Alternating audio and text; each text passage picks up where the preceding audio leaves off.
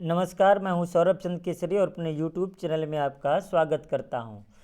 आज एक बार फिर से अगला सेट लेकर के आए हैं हम लोग और ये प्रैक्टिस सेट 8 है। ये प्रैक्टिस सेट ही नहीं बल्कि मैंने कहा कि ये प्रीवियस ईयर में पूछे गए प्रश्न हैं। यह 19 सितंबर 2018 शिफ्ट सेकेंड का ये प्रश्न है। तो चलिए स्टार्ट करते हैं पहले क्वेश्चन से। पहला क्वेश्चन है, एक वस्तु को अवतल दर्पण के सामने उसके वक्रता केंद्र और फोकस के बीच स्थित एक बिंदु पर रखा गया है। छवि का निर्माण कहाँ पर होगा? जस्ट इसके पीछे वाला जो वीडियो मैंने बनाया है प्रैक्टिस, हूबहू ऐसा ही क्वेश्चन था और मैंने बकायदा उसको चित्र बनाकर एक्सप्लेन किया था। इसका ऑप्शन क्या होगा आप खुद बता सकते हैं, लेकिन मैं फिर से एक्सप्लेन करता हूं ताकि जो लोग नए देख रहे हैं उनको भी समझ में आ जाए। दो बातें याद रखिएगा, वस्तु कहाँ रखा गया है? वक्रता केंद्र और फोकस के बीच में। ठीक है, चलिए ये अवतल दर्पण है। ठीक है, ये अवतल दर्पण है। ये पीछे क्या है, कलाई कर दिया हूँ। और यहाँ पर देखिए ये पोल होता है, ये फोकस होता है और ये वक्रता केंद्र होता है। ठीक, और जो वस्तु रखी गई है यहाँ पर रखी गई इसके बीच में। अब ये कह रहा है कि कहाँ पर बनेगा, छवि का निर्माण कहाँ पर होगा। ठीक है ना, तो मैंने कैसे बताया था, ये देखिए कैसे होता है। ये परावर्तन जब करेंगे आप तो फोकस से ले करके परावर्तन करेंगे पहला। दूसरा जब होगा तो फोकस से ही जाएगा और इसके बाद में यहाँ से आएगा, जहाँ कटेगा वो बन जाएगा। यहाँ पर देखिए कट रहा है ना, तो वक्रता केंद्र से बाद बन रहा है, मतलब अनंत और वक्रता केंद्र के बीच में बनेगा। एक बात तो कन्फर्म हो गया, वस्तु से बड़ा बनेगा, वास्तविक बनेगा और उल्टा बनेगा। मेरी बात समझ में आ रही है? तो अब देखिए आंसर क्या होगा, ऑप्शन पढ़ते हैं। वक्रता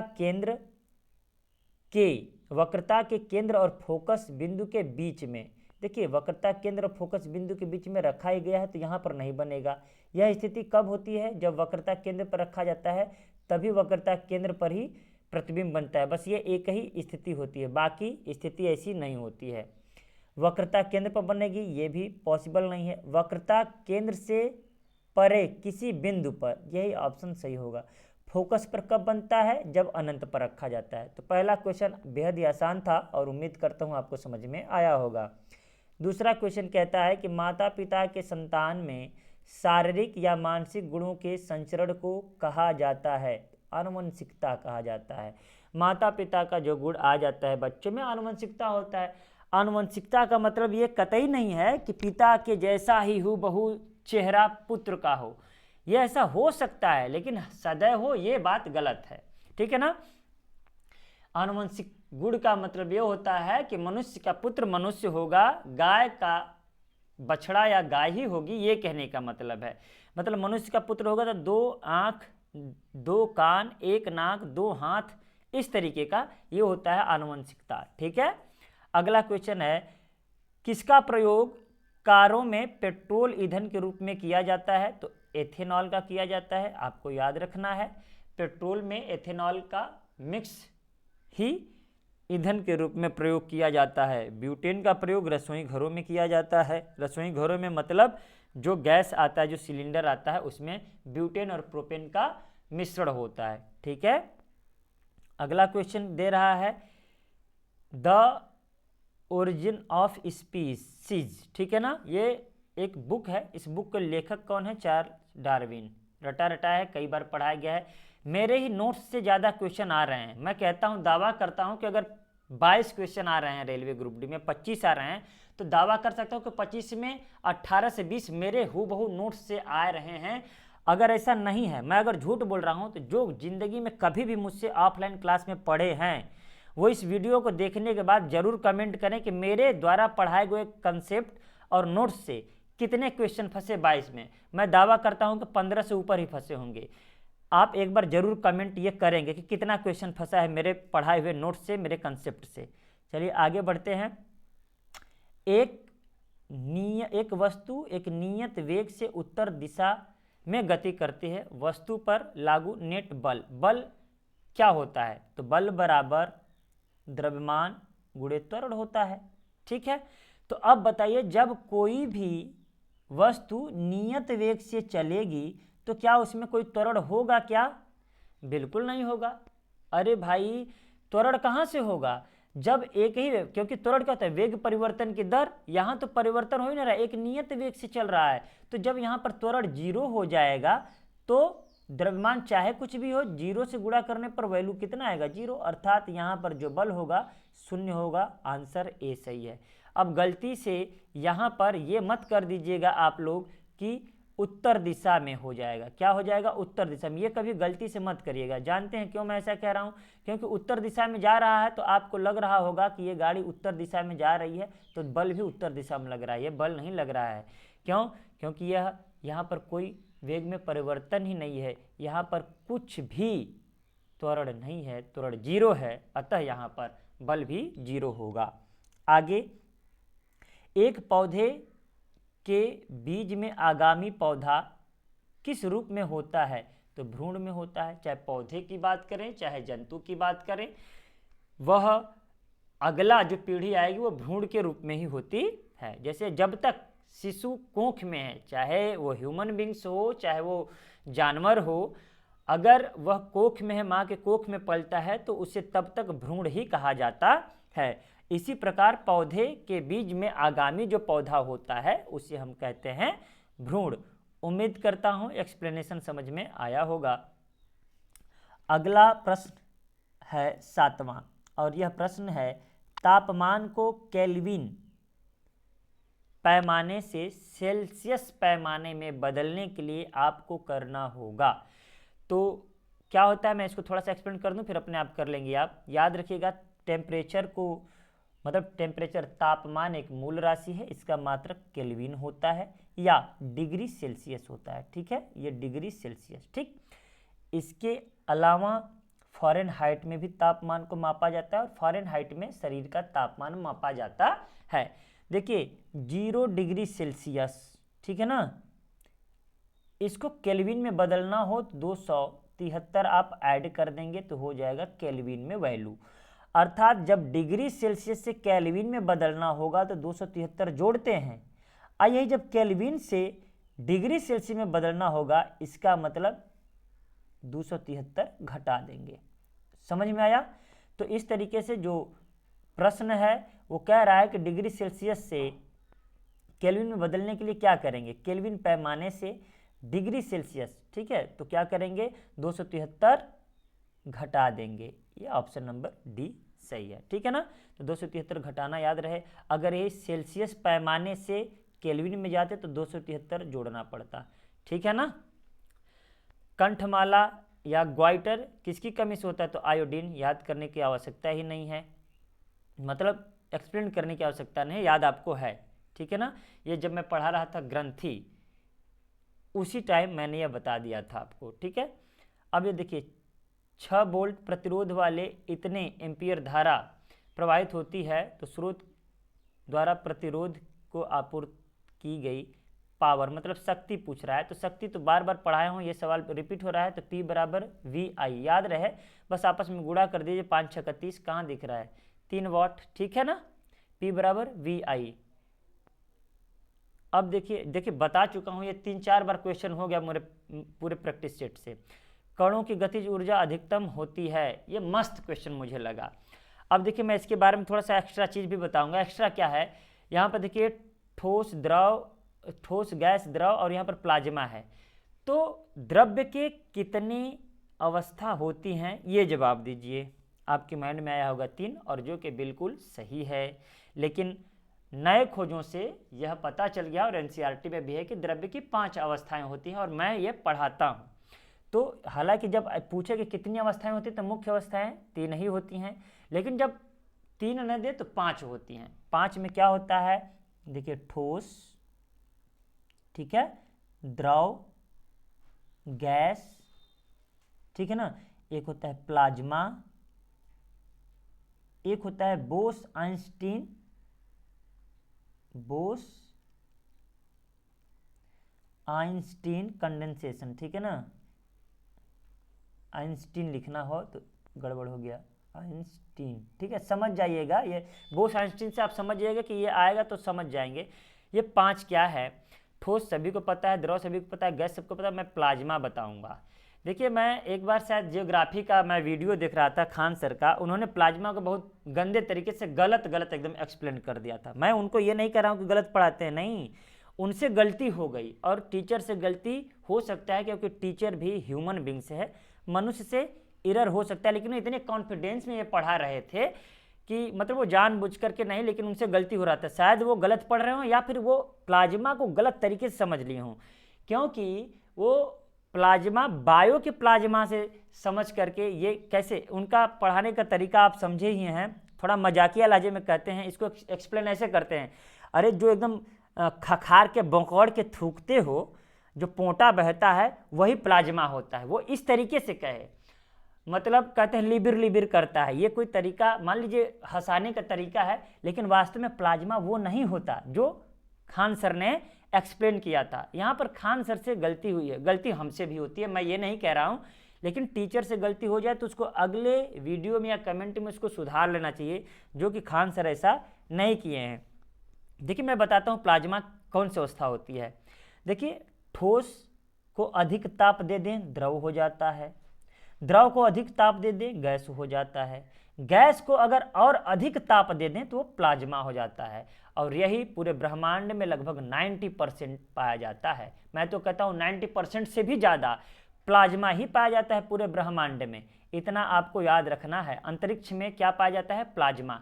तो प्लाज्मा वैसा नहीं है जैसा सर बताते हैं खान सर, वैसे तो वो तो ठोस हो गया, ठीक है ना, अक्रिस्टलीय ठोस, लेकिन प्लाज्मा क्या होता है, गैस से भी हल्की होती है, मतलब निर्वात टाइप। समझ गए होंगे मेरे कहने का मतलब। अब देखिए एक जो बोस आइंस्टाइन क्या होता है, प्लाज्मा को ठंडा करेंगे गैस बन जाएगा, गैस को ठंडा करेंगे द्रव बन जाएगा। देखिए भाप को ठंडा होता है तो द्रव बन जाता है कि नहीं बन जाता है। अब देखिए द्रव को ठंडा करेंगे ठोस बन जाता है, पानी को ठंडा करते हैं बर्फ बन जाता है ना। और जब इसी ठोस को और ज़्यादा ठंडा कर देंगे तो क्या बन जाएगा, बोस आइंस्टाइन वाला द्रव्य बन जाएगा, बोस आइंस्टाइन, आप समझ जाइएगा, आप बोस आइंस्टाइन कंडेंसेशन, ठीक है ना, ठंडा करने पर ये हो जाता है। और इसे खोजा किसने, तो अपने देश के बोस नामक साइंटिस्ट थे, उनका नाम पूरा मुझे नहीं याद आ रहा है, और आइंस्टाइन ने इसे क्या किया, प्रूफ किया, तो दोनों ने मिलकर के यह किया, इसलिए दोनों के सम्मान में वह अवस्था ला दी गई। देखिए एक होता है परम शून्य ताप, मैं बता देता हूं, परम शून्य ताप कहते हैं 0 केल्विन को, ठीक है ना, मतलब इससे नीचे तापमान हो ही नहीं सकता, ठीक। तो इन्होंने वही 273 केल्विन, यहाँ -273 केल्विन पर उस द्रव्य को ले गए और एक नया पदार्थ का अवस्था मिलता है जिसे कहा गया बोस आइंस्टाइन अवस्था, ठीक है। उम्मीद करता हूँ ये एक्सप्लेनेशन आपको समझ में आया होगा। तो यहाँ पर जो कणों की गति है, तो हमने क्या, प्लाज्मा मतलब क्या होगा, एकदम निर्वात, तो निर्वात में गतिज ऊर्जा ज़्यादा होगी, क्योंकि वहाँ पर क्या है, सबसे अधिक तापमान भी है, बातों को समझिएगा, तापमान है तो गतिज ऊर्जा ऐसे ही बढ़ जाएगा, और दूसरी बात है बिना अवरोध का है, अवरोध नहीं है तो गतिज ऊर्जा ऐसे ही बढ़ेगी। यहाँ पर द्रव में अवरोध है, ठोस में अवरोध है, गैस में अवरोध है, तो यहाँ पर अवरोध नहीं है, अतः प्लाज्मा में गतिज ऊर्जा सर्वाधिक होगी, अतः आंसर नंबर ए सही होगा। नेक्स्ट क्वेश्चन है, दांत का क्षय शुरू होता है जब मुंह का पीएच ज़्यादा अम्लीय हो जाता है। अम्लीय कब होता है, ज़्यादा अम्लीय का मतलब 5.5 से भी अगर कम है आपके मुख का पीएच मान, तो आपके दांत क्षय होने लगेंगे। तो इनमें से 5.5 आपको याद रखना है। देखिए मैं एग्जाम्पल देता हूँ, बचपन में जब हम लोग इमली खाते थे तो कहते दंतवे कोठा गया ना, दांत कोठाने का मतलब क्या होता है कि वही भाई खट्टा चीज़ है, अम्लीय होता है और उसका पीएच मान बहुत कम होता है, 4 होता है। 4 पीएच मान दांत क्या कर देता है, एकदम इतना खराब कर देता है कि आप रोटी तक चबा नहीं सकते हैं। अगर प्रैक्टिकल करना है तो इमली मार्केट से खरीदिए, 50 ग्राम 25 ग्राम तक इमली खा जाइए, फिर उसके बाद में शाम को रोटी खाइए, आपको मज़ा आ जाएगा कि दांत क्षय कैसे होता है। आगे चलिए, 12वां क्वेश्चन है, सोल्डर किसका मिश्र धातु होता है, कॉपर टिन का, नहीं ये तो कांसे का है, कांस्य का है, याद रखिएगा कांस्य, ये कांसा का है, ठीक है ना, कांसा का, ठीक। फिर क्या है, कॉपर तथा टिन, नहीं कॉपर टिन तो ये पीतल का है, ये किसका है, पीतल का, ये भी नहीं हो सकता। अब देखिए निकिल कॉपर जिंक, नहीं ये तो जर्मन सिल्वर का है भाई। देखिए एलिमिनेट कैसे करते हैं, यही यही तुक्का है। तुक्का का मतलब बिना ज्ञान का तुक्का नहीं होता है। जर्मन सिल्वर, इसको क्या बोलेंगे, जर्मन सिल्वर, ठीक है ना, जर्मन सिल्वर। अब ये देखिए यही आंसर लास्ट वाला सही है कि सीसा और टिन के मिश्रण को कहते हैं सोल्डर। तो यहाँ पर लेड और टिन मैं लिख दे रहा हूँ, उम्मीद करता हूँ समझ में आया होगा। याद कैसे करें इसको सर, तो पीतल में क्या लिखा है, पिताजी, आप पिताजी से याद रख लिए पीतल को, पिताजी, पी से पीतल। देखिए मैं ये याद ही करा देता हूँ आपको अभी। चलिए ये मैंने लिख दिया पिताजी, स्पेलिंग पर मत जाइएगा, पी से पीतल होता है, ठीक है। तो बताइए पीतल किससे बना होता है, ता से तांबा, तांबा मतलब कॉपर, और जी से क्या हो जाएगा पिताजी, जी से जिंक, जिंक मतलब जस्ता, तो जिंक लिख देता हूँ। तो एक तो याद हो गया, पिताजी से क्या हो जाएगा पीतल, ठीक है ना। अब दूसरा क्या है, जर्मन सिल्वर, और क्या हमने बताया कांसा। तो जर्मन सिल्वर कैसे, देखिए जर्मनी से सिल्वर लाना है तो कोई शक्तिशाली लोग ही नहीं लाएगा, और देश में आना जाना किसका होता है, नेताओं का होता है। तो जर्मन सिल्वर को आप ऐसे याद रख लीजिए, नेताजी, क्या याद रखेंगे, नेताजी। ने से निकिल हो जाएगा, जर्मन सिल्वर में ने से निकिल, ठीक है। ता से तांबा और जी से जिंक, उम्मीद करता हूं ये भी याद रहेगा, ठीक है ना। नेताजी German silver, nickel copper zinc, ठीक है ना, निकिल तांबा जिंक, ठीक। कॉपर हिंदी इंग्लिश में, तांबा हिंदी में। देखिए इतना समझ में अगर आया होगा तो मुझे भी खुशी होगी कि नहीं मैंने पढ़ाया तो आपको समझ में आया। अब अगले क्वेश्चन की ओर चलते हैं। ये 13 नंबर का क्वेश्चन है, कंसेप्ट बेस्ड। आसमान की ओर फेंका गया पत्थर पृथ्वी की ओर वापस आ जाता है। तो बताने की जरूरत नहीं है, क्योंकि पृथ्वी में गुरुत्वाकर्षण बल होता है, उसी बल के कारण यह पुनः वापस आ जाता है। गुरुत्वाकर्षण ढूंढिए, नहीं दिखा, खत्म। यहाँ पर एक बल होता है जो इसे भूमि की ओर खींचता है, हाँ यही सही हो जाएगा, क्योंकि गुरुत्वाकर्षण ही बल होता है ना, एक बल होता है यहाँ पर दिया है जो भूमि की ओर खींचता है। केंद्रीय विमुख बल ये नहीं होता है, केंद्रीय विमुख बल अगर इस तरीके से देता अभिकेंद्रीय बल तो मैं मानता कि यह वृत्तीय पथ पर घूमने के लिए काम आता है। वस्तु द्वारा किया गया कार्य खत्म। दे दूसरा ऑप्शन समझ में आया होगा आपको, ये एक्सप्लेन करने लायक बहुत नहीं है। अगर लगता है कि नहीं सर ये तो एक्सपेरिमेंट करने लायक है तो बोलिएगा कमेंट में, बहुत आसान है वो। 3 समान प्रतिरोध जिसका मान 6 ओम है, तीनों का मान 6 ओम है, याद रखिएगा। एक दूसरे से समानांतर क्रम में जुड़े हुए हैं, संयोजन का तुल्य प्रतिरोध क्या है, तुल्य प्रतिरोध। अब देखिए सवाल हमने बताया है कि जो प्रतिरोध होते हैं दो तरीके से जुड़ते हैं, एक श्रेणी क्रम में जिसको श्रृंखला, एक सवाल मैं बता चुका हूं अपने प्रैक्टिस सेट में, जो पूरा प्रैक्टिस सेट फॉलो कर रहा है उसका एक भी क्वेश्चन अब गलत नहीं होगा। दूसरा समांतर क्रम, ये दो क्रम हमने बताया था। श्रेणी क्रम में क्या होता है कि R is equal to R1 plus R2 plus R3 ऐसे करके जोड़ते चले जाते हैं, जबकि समांतर क्रम में क्या होता है 1/R is equal to 1/R1 plus 1/R2 plus 1/R3 ऐसे होता है, ठीक है। अब ये देखिए क्या होता है कि यहाँ पर दिया है कि 6 हैं, क्या है 6 ओम है। तो अब देखिए 1/6 प्लस 1/6 प्लस 1/6, तीनों का हर बराबर है तो हल कर देंगे, 1 2 3/6, 1/2 आ गया आंसर। अब 1/2 का मतलब क्या है कि 1/R बराबर 2, तो R बराबर क्या हो जाएगा आपका 2 ओम। तुल्य प्रतिरोध कितना हो गया 2 ओम। अगर मुझे सॉल्व करना होता तो ये मैं हल नहीं करता, लेकिन आपको ये बताना है इसलिए मैं हल कर रहा हूँ। 2 ओम ये आंसर हो गया। कैसे मैं नहीं करता, देखिए तीनों समान है और प्रतिरोध कितना है, समांतर क्रम में जुड़े हैं तो 3 है, तो 3/6 हो गया, 3/6 का मतलब 1/2, तो 2 ही हो गया आंसर। अब देखिए यहाँ पर है एक ग्रह मान लें जिसका द्रव्यमान और त्रिज्या पृथ्वी के द्रव्यमान और त्रिज्या का 1/3 है। बात याद रखिएगा, अगर पृथ्वी का द्रव्यमान 9 है तो उसका 3 है, इसका अगर जो है त्रिज्या 6 है या फिर मानकर चलिए 6 है तो इसका 2 है, यही बात करें 1/3। तो गुरुत्वाकर्षण के कारण त्वरण का मान अर्थात जी का मान कितना होगा, ये कहना है त्वरण का मान जी है तो ग्रह पर इसका मान कितना होगा। तो बेहद आसान है, इसमें कोई समझने वाली बात नहीं है। जब जिसको पता है कि पृथ्वी पर जो गुरुत्वाकर्षण है हम लोग 9.8 मीटर पर सेकेंड स्क्वायर लेते हैं, मतलब लगभग 10, तो इसका 1/3 कर दीजिए, मतलब 9.8 का 1/3 कर दीजिए, तो 3 तरीके 9, 3.2 के लगभग आएगा, तो 3 के करीब में जो होगा वही आंसर है हमारा। तो 3 के करीब में क्या 3G 1/9 की, तो यही आंसर है आपका 3G। ठीक है ना, बाकी चीज़ें नहीं है। क्यों नहीं है भाई? क्योंकि यहाँ पर 3G आ गया, 1/9 हो ही नहीं सकता, 9 तो कभी जीवन में नहीं हो सकता, 1/3 भी नहीं हो सकता। यहाँ पर स्पष्ट दिख रहा है 3.2 होना चाहिए, तो यहाँ पर ऑप्शन 3 दिया है, तो 3 हमने लिख दिया। अगला क्वेश्चन कह रहा है निम्नलिखित में से तत्वों का वर्गीकरण परमाणु संख्या पर आधारित है। बेस्ट क्वेश्चन, मेरे जो पढ़ाया गया थियरी है, एक ही चैप्टर, एक ही थोड़ा सा टॉपिक बनाया था आवर्त सारणी में, उसी से फंस गया क्वेश्चन। मेंडलीफ ने जो आवर्त सारणी बनाई थी दोस्तों, वो किसके आधार पर बनाई थी? परमाणु भार के आधार पर। किस पर आधारित था? परमाणु भार। तो ये ऑप्शन तो होगा नहीं। इसी के साथ डोबेराइनर ने परमाणु भार बनाया था और न्यूलैंड ने भी परमाणु भार।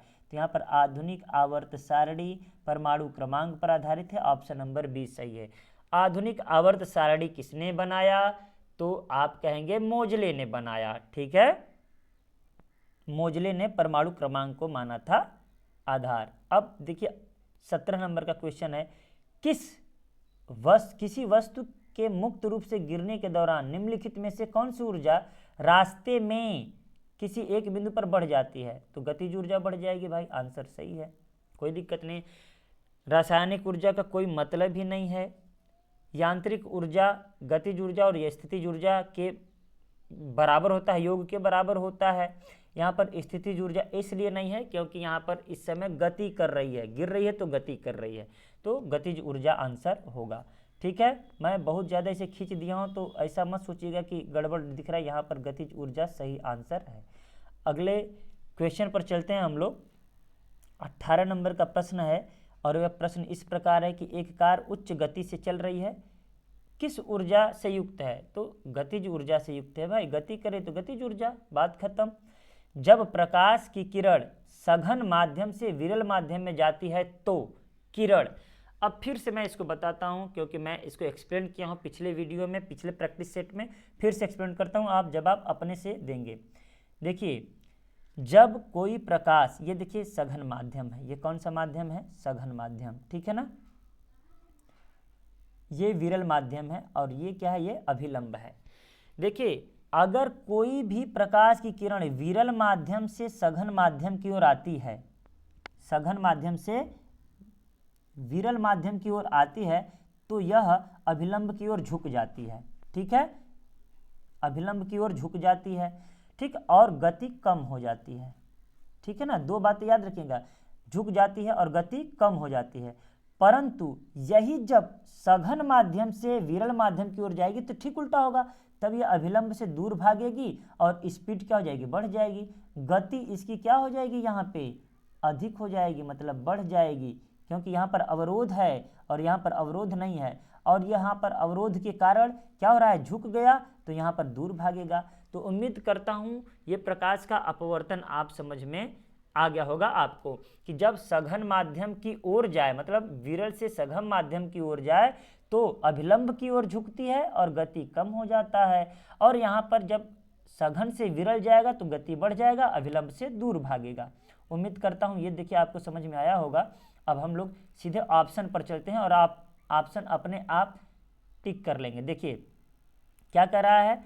गति बढ़ जाती है। देखिए विरल माध्यम में जाती है तो गति तो बढ़ जाती है, यहाँ तक सही है। अभिलंब की ओर झुक जाती है, देखिए अभिलंब की ओर, क्या अभिलंब की ओर झुक रही थी या अभिलंब से दूर भाग रही थी? तो दूर भाग रही थी, ये ऑप्शन गलत है। गति बढ़ जाएगी, सही है। अभिलंब से दूर झुकेगी, बिल्कुल सही, नीचे देखने की जरूरत नहीं है, तो ऑप्शन नंबर बी सही है, याद रखिएगा। नेक्स्ट क्वेश्चन 20 नंबर का क्वेश्चन है, कौन सा ऊतक पौधों के प्रकाश संश्लेषण हिस्सों से सामग्री के परिवहन में मदद करता है? सामग्री के परिवहन का मतलब समझते हैं, प्रकाश संश्लेषण, जैसे कि ये हमारा पौधे हैं, ठीक है, ये पौधे हैं और ये क्या है? पत्तियां हैं, ठीक है, ये पत्तियां हैं। तो सूर्य का प्रकाश यहाँ है और आप देख पा रहे हैं यहाँ पर वायु है, वायु में क्या है? CO2 है, ठीक, और इसमें क्लोरोफिल है, ये है। अब यहाँ से क्या कर लेगा, पत्तियाँ प्रकाश संश्लेषण द्वारा भोजन बना लेंगी। अब ये भोजन जब बनाएंगी तो भोजन पत्तियों तक ही सीमित रहेगा कि पूरे बॉडी में जाएगा। तो यहाँ पर तना है, शाखा है, यहाँ पर जड़ है, तो ये जो भोजन है, भोजन पूरे बॉडी में जाएगा। तो वो बॉडी में ले जाने का काम कौन करता है, तो फ्लोएम करता है। कौन करता है, फ्लोएम। मैंने एक्सप्लेन कर दिया है पहले ही, तो फ्लोएम करता है, ठीक है ना। जाइलम जल ले जाने का काम करता है जड़ से, जबकि फ्लोएम पत्तियों से भोजन ले जाने का काम करता है। इसके अलावा फ्लोएम खनिज पदार्थ भी ले जाने का काम करता है। यहाँ याद रखना है, हमारा आंसर होगा फ्लोएम। उम्मीद करता हूँ ये आपको समझ में आया होगा। अब नेक्स्ट क्वेश्चन है, जब पीएच मान 7 से 14 की ओर बढ़ता है तो यह क्या दर्शाता है। अरे भाई, अधिक क्षारकता दर्शाता है। अधिक क्षारकता का मतलब OH माइनस जो आयन है वो अधिक से अधिक होगा। तो जहाँ पर OH माइनस है, कमी है, ये नहीं हो सकता। हाइड्रोजन से कोई मतलब ही नहीं है, OH माइनस की सांद्रता में वृद्धि होगी, अतः आंसर डी सही है। अगर यही देता 7 से कम होता जाता है तब हाइड्रोजन की सांद्रता में वृद्धि होता। उम्मीद करता हूँ ये भी समझ में आया होगा। अंतिम प्रश्न आ गया, इस अंतिम प्रश्न को देख लेते हैं। किसी भी समान समूह में मौजूद तत्वों का क्या एक समान होता है। संयोजी इलेक्ट्रॉन, परमाणु आकार, परमाणु द्रव्यमान, परमाणु क्रमांक। ये जो मैं दिया हूँ कंसेप्ट पिछले वीडियो में, उसी से हल हो जाएगा। देखिए एक्सप्लेन करता हूँ ताकि और बेहतर आपको समझ में आ जाएगा। यहाँ पर देखिए, एक होता है एक ही समूह, एक होता है समान समूह। यहाँ पर मैं समूह बना देता हूँ, ठीक है ना, एक ही समूह बनाता हूँ, ठीक है। ये देखिए आवर्त है, ठीक है, ये पूरा का पूरा समूह है। तो अगर मैं यहाँ पर लिथियम रख दिया हूँ, चाहे हाइड्रोजन ही रखता हूँ, चलिए हाइड्रोजन हो गया, लिथियम हो गया, यहाँ पर मैं क्या करता हूँ, सोडियम कर देता हूँ, ठीक है, सोडियम। यहाँ पर क्या हो गया, पोटेशियम, इतना काफ़ी है। तो ये देखिए पूरा जो हो है ना, ये समान समूह है। ये क्या है, समान समूह। लेकिन ये अगर मैं पर्टिकुलर एक समूह की बात करूं तो ये एक समूह है, ये पर्टिकुलर एक समूह है। तो एक समूह में अगर तत्व रखे गए हैं तो उनका परमाणु क्रमांक समान होता है। ध्यान सुनिएगा, एक ही समूह में अगर तत्व रखे गए हैं, एक ही समूह में मैं बोल रहा हूं, तो उनका क्या समान होगा, परमाणु क्रमांक। परमाणु क्रमांक समान होगा, मतलब इसी में जिसमें सोडियम रखा है उसमें कोई तत्व है तो जितना परमाणु क्रमांक सोडियम का होगा उतना ही परमाणु क्रमांक अन्य तत्व का होगा, जैसा कि समस्थानिक होते हैं, ठीक है। अब देखिए यहाँ पर कहा गया कि समान समूह में है तो क्या होगा।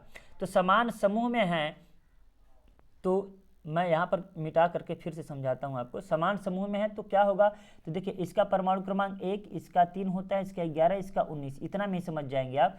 इसका 1 होगा, इसका 2 और 1, इसका 2 और 8 और 1, देखिए 11 हो गया, 2 हुआ, 8 हुआ, 8 हुआ, 1, 19 हो गया ना। इसके बाहरी कोश में एक एक इलेक्ट्रॉन है, बाहरी कोश में क्या है, एक एक इलेक्ट्रॉन है ना। बाहरी कोश में समान इलेक्ट्रॉनों की संख्या होगी और इस बाहरी कोश को ही बोलते हैं संयोजी इलेक्ट्रॉन। क्या बोलते हैं, संयोजी इलेक्ट्रॉन। बाहरी कोश को क्या बोलते हैं, संयोजी इलेक्ट्रॉन। तो अब ऑप्शन आकर पढ़ते हैं। देखिए ऊपर से नीचे आने पर परमाणु आकार बढ़ता है, पढ़ा चुका हूँ। विद्युत धनात्मकता बढ़ता है, पढ़ा चुका हूँ। अतः यहाँ पर हम लोग हल करते हैं कि किसी भी समूह, समान समूह में मौजूद तत्वों का एक समान संयोजी इलेक्ट्रॉन होता है। संयोजी इलेक्ट्रॉनों की संख्या एक समान होता है, क्योंकि परमाणु आकार ऊपर से नीचे आने पर बढ़ता है। ये क्या होता है, बढ़ता है, तो ये आंसर सही नहीं हो सकता। परमाणु द्रव्यमान भी बढ़ता है, ये भी आंसर सही नहीं हो सकता। परमाणु क्रमांक भी बढ़ता है, सब कुछ तो बढ़ता ही है, ठीक है। क्या एक जैसा रहता है, संयोजी इलेक्ट्रॉनों की संख्या। देखिए मेरे एक्सप्लेन करने का तरीका कैसा है आप कमेंट में जरूर लिखिए। और वो जो बात भी मैं कहा हूँ कि मेरे नोट से कितने फंस रहे हैं क्वेश्चन, कभी भी पढ़े हों, आज से 1 साल पहले ही पढ़े हों, 2 साल पहले पढ़े हैं, उससे ज़रूर आप बताइएगा कि वास्तव में मैंने जो पढ़ाया है ऑफलाइन क्लास में वो मेरा नोट्स कैसा है, क्या प्रभावशाली है, क्या लाभदायक है आप लोगों के लिए, ज़रूर कमेंट कीजिएगा। मैं कमेंट एक एक लोगों का पढ़ता हूँ। मिलते हैं नेक्स्ट वीडियो में, तब तक के लिए नमस्कार। और आपको भविष्य के लिए मैं शुभकामनाएं देता हूं। आशीर्वाद तो नहीं दे सकता लेकिन शुभकामनाएं देता हूं। ईश्वर से प्रार्थना करता हूं कि आपका सिलेक्शन जरूर हो।